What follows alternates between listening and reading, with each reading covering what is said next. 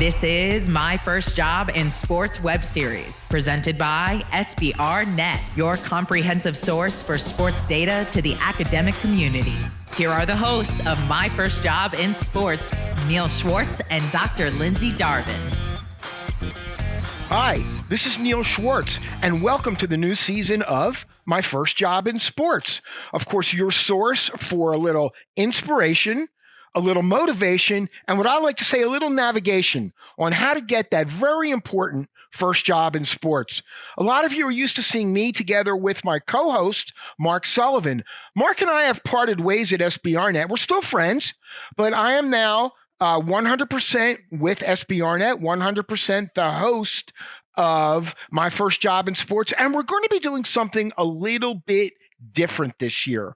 We're going to be bringing on a series of co-hosts, and I'd like to introduce our first co-host, and that is Professor or Assistant Professor Lindsey Darvin from the Falk School at Syracuse University. Lindsey, welcome.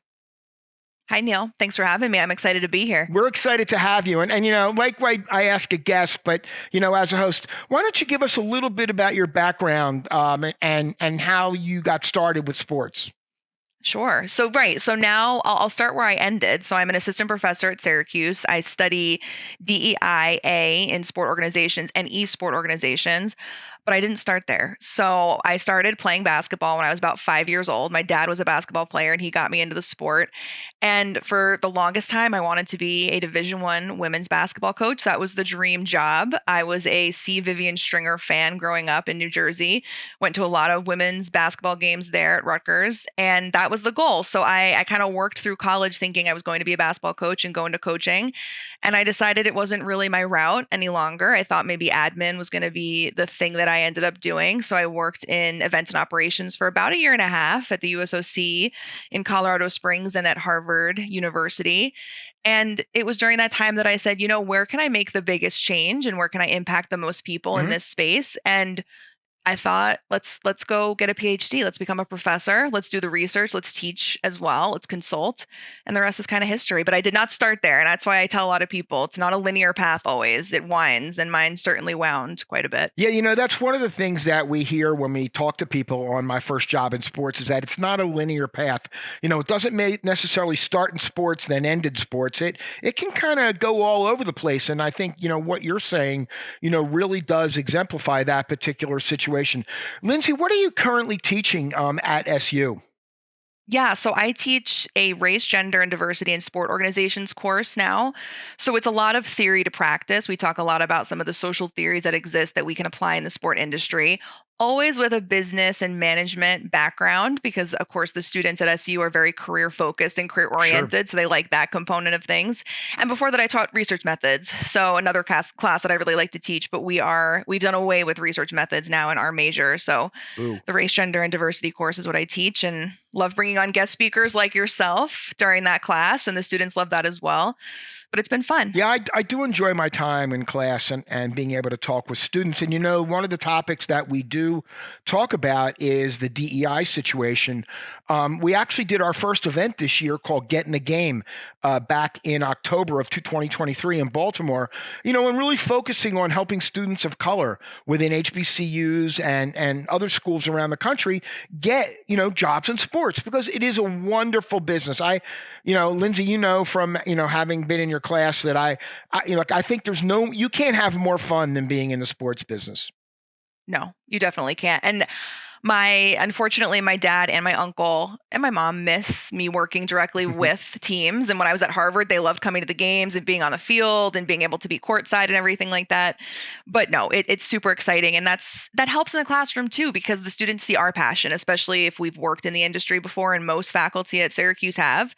So it's fun to see our excitement kind of translate to them, and they're all apparently ready to work 24/7. We'll see. But we try to tell them that it's fun, but it's a lot of work. You know, as I've said many a time when I'm on, when we're talking on the show, is that I am not a recent graduate, but I'm a graduate of Syracuse University.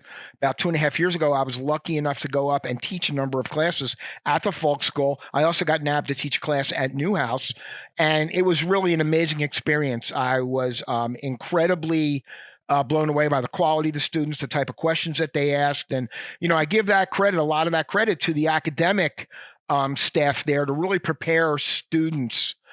How are you finding working with students right now? Are they really starting to get into a lot of this subject matter, DEI, and I'm big into analytics, of course, but what are some of the things that the students are coming to you, asking about? What's interesting now, especially since we have esport coming, so we're expanding, and also with data analytics, they see the connections, which is really, really cool. Yeah. So they come to me a lot with ideas, research ideas about, new spaces in the field, things that they can develop, consulting opportunities. NIL is huge. I have a lot of real go-getter students who say, I'm going to start to represent athletes here at SU while I'm here. I want to be an agent. I want to get my foot in the door. So really they have an entrepreneurial spirit for sure at Syracuse. And I've been in a bunch of different places. We have the University of Florida connection too. So I've been at a lot of really good schools, but the SU students are a little bit different in that way. They really, they want to make a difference. They want to get into the field. So I have a lot that come to me with questions about that. How do I get started? How do I start working with athletes? What kind of research should I be doing? And it's cool to see their progression. And I'm working with a couple of undergrads right now on a study as well on name, image, and likeness. So they want to be involved and they want to put the time in and they're willing to volunteer, which obviously is important in the sport industry. Let's shift gears a little bit, Dr. Lindsey, and talk a little bit about our first guest, Caitlin Cummings. Sure. Of course, Caitlin is the Associate Director of Compliance at SU. And right now, as somebody that really follows the sports industry, three of the biggest topics are, NIL, obviously, conference realignment. Boy, I get a lot of conversation about that, but also DEI. Tell me a little bit about our first guest who will be on episode number 1 of the current season, and then give us a little bit about her background. So Caitlin was a student of mine at SUNY Cortland. That was where I was first an assistant professor. I got a job at SUNY Cortland, State University of New York at Cortland. She was in my first class, a intercollegiate athletics class, sat pretty much in the front row and was likely she was my best student that year.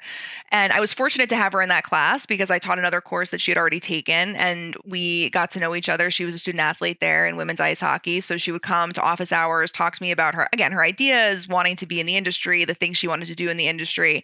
And she's a rock star. She has just climbed so quickly in this space to be an associate director of compliance at a D1 school at her age without a law degree. I don't know. We might, she'll talk to us about that. She might be thinking about going to do that, but she has grown so much in this space at such a young age. And it's been fun to kind of follow her career. And we both, I don't know if I'm getting the dates right. I think we both may have started at Syracuse the same year, which is kind of funny that we both ended up coming back. She was at Albany for her master's before that, and then she went down to work at Binghamton.